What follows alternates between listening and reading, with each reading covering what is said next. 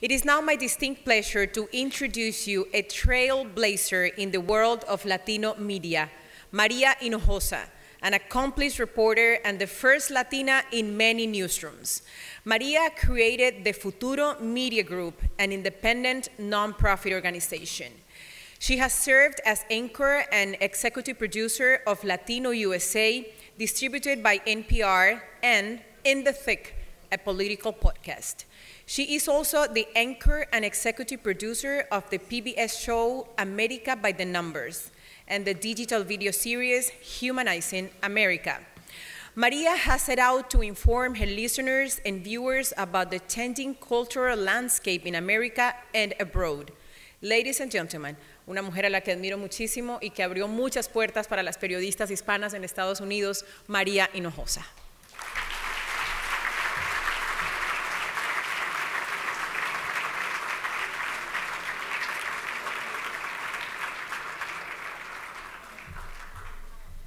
Oh no, this does not like chaparras. Can you see me? It's true, soy una chaparra, pero muy orgullosamente chaparra. First of all, you know, I was asked a little bit ago to talk on camera about why I wanted to be here and why the Inter-American dialogue is important. And I said, you know, the truth is that right now, this is not just another gala. It isn't just another gala. This is historic because of the moment that we're living in. And so each of you is making a decision to be here and to step up to the plate for a very challenging time.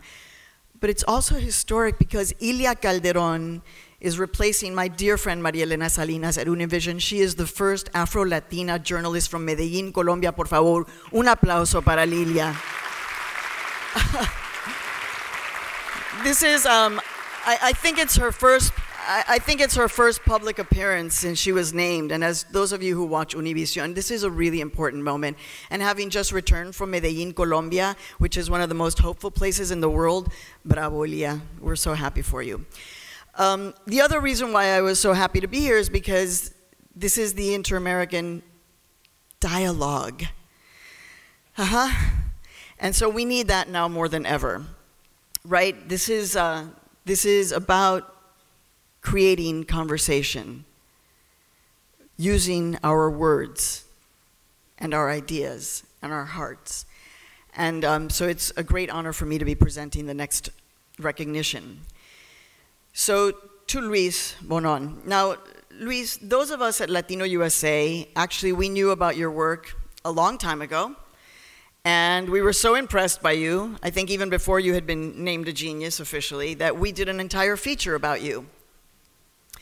And on Latino USA, we told the story about how you felt so bad about all of the time that humanity, all of us, waste on the monster that you created, CAPTCHA. You all know that thing that you gotta repeat the letters that you see or the numbers that you see to show that you're not a bot but a human. And so Luis, who created that little thing, you know, he worried about the fact that basically 200 million people at any time could be using CAPTCHA. And in Luis's own words, he said, humanity as a whole would lose 500,000 hours every day because of CAPTCHA. I know, una locura, right? So he thought about that. He said, this is crazy that humanity is losing all of this time on CAPTCHA. So he created reCAPTCHA. So while all of us, humanity, are making sure and proving we're not bots, reCAPTCHA is actually using that time to digitize books for free. That's la mente de Luis von Ahn. Luis, you never left your Guatemalan roots behind. The roots that keep you, ¿verdad? Que viva. Guatemaltecos presente, por Dios. Esas raíces guatemaltecas que te mantienen y te han mantenido tan cerca a la humanidad, right? Those roots that have kept you so close to humanity. So Luis, you never forgot how expensive it can be in our countries to learn English. So Luis created Duolingo, which if you listen to Latino USA, you would have known that, right? It's free for anyone to use to learn a new language. And it now has over 105 million users around the world, including un señor que se llama Bill Gates, nada más y nada menos, and also the poorest of the poor. Luis, you are a real genius, as per the Genius Awards from the MacArthur Foundation. But you are a genius, in my view, not because of your brain, but because of your heart. It's as if you, Luis, spend your time finding ways that you can do things for free that will help people. Porque la verdad es que Luis doesn't have to work anymore. Kind of cool. I wonder what that's like. Whoa.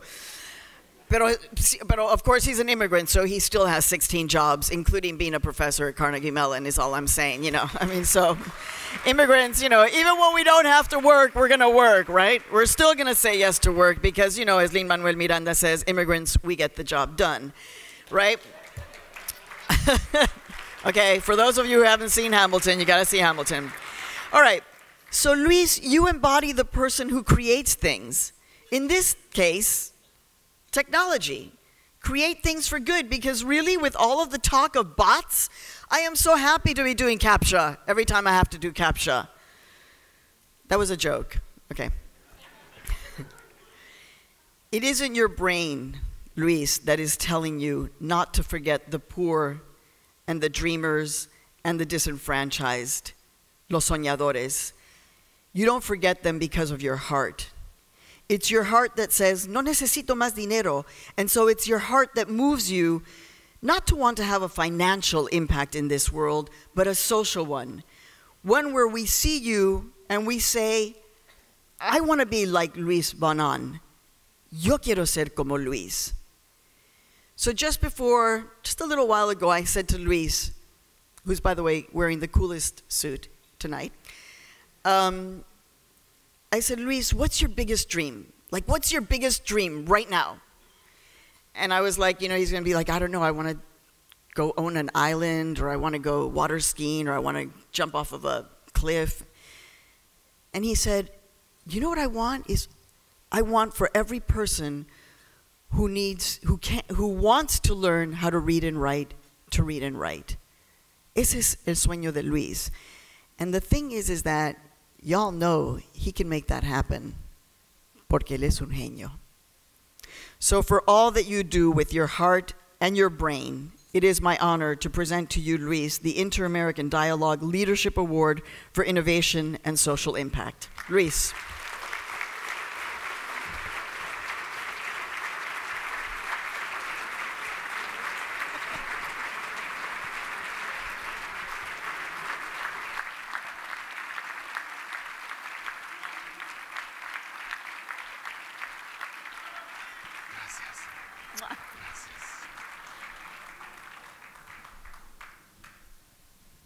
Hi. Can you hear me okay? Okay, I have slides. I was told that I needed to explain what I do, so I use slides. I'm sorry. So I want to start by asking you guys a question. How many of you have had to fill out some sort of web form where you've been asked to read a distorted sequence of characters like that? Like that. Excellent. How many of you hated doing that? Great. Okay, so I invented that. That thing is called a CAPTCHA, and the reason is to make sure that you, the entity filling out the form, are actually a human and not a computer program that was written to submit the form millions of times. And the reason it works is because humans can read these distorted characters, but computer programs can't do it as well yet.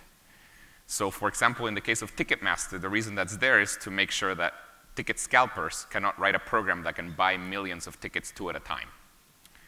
Now, I invented this a long time ago, and it's been used by essentially every single website in the world.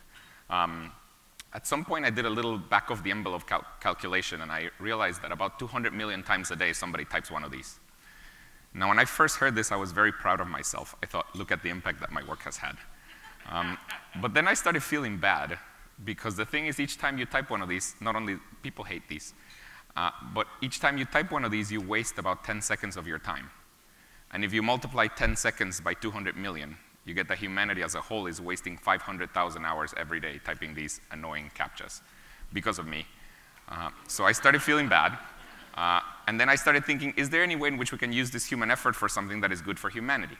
See, during those 10 seconds while your brain is, while you're typing a CAPTCHA, your brain is doing something amazing. Your brain is doing something that computers cannot do. So the question is, can we get you to do something useful? And the answer to that is yes. And this is what we are doing now. So what you may not know is that while you're typing one of these distorted characters nowadays, not only are you authenticating yourself as a human, but also you're helping to digitize books. Okay, so let me explain how that works. There's a lot of projects out there trying to digitize books. For example, Google is trying to digitize all of the world's books. The idea is to put all the books on the internet so anybody can read them. So, and the way this process works is that you start with a book, like a physical, but you've seen those things, right? Like a book. Okay, so you start with a book, and then you scan it. Now, scanning a book, literally what it is it's taking a digital photograph of every page of the book. The next step in the process is that the computer needs to be able to decipher all of the words in these pictures. These are pictures of words. The computer needs to be able to decipher all of them. And the problem is that for older books, where the ink has faded, the computer cannot recognize many of the words. So what we started doing now is we started taking all of the words that the computer cannot recognize, and then whenever the computer cannot recognize them, we take them out, and then we send them to people. So next time you type one of these CAPTCHAs, these are words that are coming directly from a book that the computer could not recognize, and we're using what you're typing to help to digitize the book. So this is what we're doing. It works. Thank you. So that's the basic idea. Now, you may be wondering, this is a word that the computer got out of a book. It doesn't know what it is, and it's giving it to you. How does it know whether you typed the right thing or not? The way we solve that problem, and this is why sometimes we give you two words. See, one of the words is a word that the computer already knows the answer for, and the other word is a brand new word that the computer does not know what it is. We tell you, please type both words, and we don't tell you which one's which. And you just say, type both words. And if you type the correct word for the one for which the computer already knew the answer, we assume that you're a human. And we also get some confidence that you typed the other word correctly. And if we repeat the same process with like 10 different people and all 10 agree on what this new word is, then one word becomes digitized accurately. This is how it works. It's very successful. This project is digitizing about 100 million words a day, which is the equivalent of about 2 million books a year, all being done one word at a time by people just typing CAPTCHAs on the internet. Now, of course, since we're presenting so many words, and they're randomly placed with each other, two words, funny things can happen. And so let me show you some of the things that have happened. So for example, we presented this word. This is the word Christians. It came out of a book. There's nothing wrong with this word by itself, but if you put it along with another randomly chosen word that comes from another book and you don't know what it is, bad things can happen. So for example, we showed this. This is bad. And you know, this system is used in literally millions of websites. The particular website where that got shown was a website that was called the Embassy of the Kingdom of God, which was a church. Here's another really bad combination that happened. It's a US politician in johnedwards.com. We showed that. Keeps happening. So this keeps happening. We keep on insulting people left and right. There's not much we can do. Now, about 5 years ago, actually more than, it's like 6 years ago, I was fortunate that this whole project, which was digitizing books, was acquired. It was a company, it was acquired by Google. And I found myself in a very unique position, a very fortunate position, which is I didn't have to work ever again, or my kids. And so I decided to start working on something that was related to my true passion, which has always been education. And this is when I started working on education. Now, my views on education are very related to where I'm from. I'm from Guatemala. Now, in this case, thank you. For this particular audience, I don't have to do this, but usually when I give a talk, I have to say, this is where Guatemala is. This is a public service announcement. That's also very important. I have to say that is not where they keep the prisoners. That is called Guantanamo. Not the same. Now, if you know, Guatemala is a very poor country, and a lot of people talk about education as something that brings equality to different social classes. But I always saw it as the opposite. I always saw it as something that brings inequality to social classes, because what happens in practice is that people who have a lot of money can buy themselves the best education in the world, and because of that, they continue having a lot of money because they just bought themselves the best education in the world, whereas people who don't have a lot of money barely learn how to read and write, and because of that, they never end up making a lot of money. So I always saw education as this huge thing that would bring inequality. So what I wanted to do is I wanted to do something, thank you. So what I wanted to do is I wanted to do something that would give equal access to education to anybody, regardless of how much money they had. Now, education is very general, so I decided to start with one type of education, which is very popular everywhere in the world, except the United States isn't just not as popular in the United States, which is learning a foreign language. It turns out there's 1.2 billion people in the world learning a foreign language. Now, this is a very interesting market. 2/3 of these people, 800 million, satisfy 3 properties. First of all, they're learning English. Second, the reason they're learning English is to get a job. And third, they are of low socioeconomic conditions. Okay, so most people that are learning a foreign language are basically trying to learn English in order to get out of poverty. Now, before Duolingo, which is the project that I started working on, before Duolingo, most of the ways there were to learn a language were very expensive. So for example, in the United States, there was this thing called Rosetta Stone. It was about $1,000. In Latin America, there was this other thing called Open English. It's about $1,000. So there's this just irony that most of the people that were trying to learn a language were doing so to get out of poverty, but it seemed like you needed $1,000 in order to get out of poverty, which made no sense. So this is why I decided with my co-founder to launch this thing called Duolingo, which we launched about 5 years ago, which is, the idea is it's a completely free way to learn a language. We're never going to charge you. It is a website. There's also apps on the iPhone and Android devices. We launched it about 5 years ago, and since then it has now become the most popular way to learn languages in the world. We have over 200 million people learning languages on Duolingo. There's a lot of staggering statistics with it. For example, there are more people learning languages on Duolingo in the United States than there are people learning languages in the whole US public school system. We teach a lot of languages. We teach English, we don't just teach English, we teach Spanish, German, French, a lot of languages. We also teach some smaller languages. For example, we teach Irish. I'll be honest, I didn't know Irish was a language. It turns out Irish is a language. There are 94,000 native speakers of Irish. It's a very small language, 94,000. In Duolingo, we have more than 1 million people learning Irish, so we could actually multiply by 10 the number of people learning this language. Now, what I'm proud of, what makes me the proudest, this platform has grown a lot. What makes me the proudest is that people that are using this are really in the whole spectrum. On the one side, we have children in public schools in developing countries. So children in Costa Rica, public schools in Colombia, in certain parts of Mexico, in Guatemala, that use Duolingo to learn English. So that's on one side of the spectrum, children in public schools in developing countries. In the other side of the spectrum, very famous and rich people like Bill Gates or Tom Hanks or Zooey Deschanel or Shawn Mendes, some very famous and rich people use Duolingo to learn a language. And to me, this is what makes me the proudest, that basically more money cannot buy you a better system. It's the same system is being used by the whole spectrum. And this is what I wanted to do. Now, just in terms of why is it that people like Duolingo so much, let me just show you some of the things that people have said. So for example, there's this person. It said in the past 2 days, they've learned more from Duolingo than in 4 years of high school. I think that says more about high school or about this person than Duolingo. Here's this other person. That was my mother. She likes it. This is another thing I just wanted to very briefly show you. This is the last thing I'll show you. This is a graphic of, first of all, this is the world, in case you didn't know.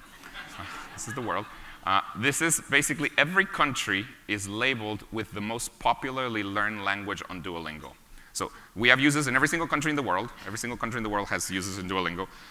So as you can see, in the United States, the most popular learned language is Spanish. Yes. In Canada, it's French. In most of the world, it's English. You can see most of the world, that's the language that they're trying to learn. But there's a weird one here. You can tell in Sweden, the most popularly learned language is Swedish, which is very strange. when I first saw this, I thought this was a mistake. And we looked at the data. Turns out it really is the case that in Sweden, the language that is learned most on Duolingo actually happens to be Swedish. But it turns out that this is very interesting. At first, I thought this was just kind of funny, a joke that, well, Swedes don't know Swedish, so they're learning Swedish. But it turns out, on Duolingo, we actually also know people's native language. It turns out that most of the people that are learning Swedish on Duolingo, their native language is actually Arabic. Okay, so these are basically refugees in Sweden that are, in Sweden, they actually don't seem to need to learn English because they already all know English. So the most popular use of Duolingo in Sweden is from refugees trying to learn the local language. And this actually happens in many countries in Europe. Thank you. So this makes us very happy. This is exactly what we wanted to build Duolingo for. And that's it. I just wanted to explain what I'm doing. I was told to do that. And thank you very much. Thank you for this award.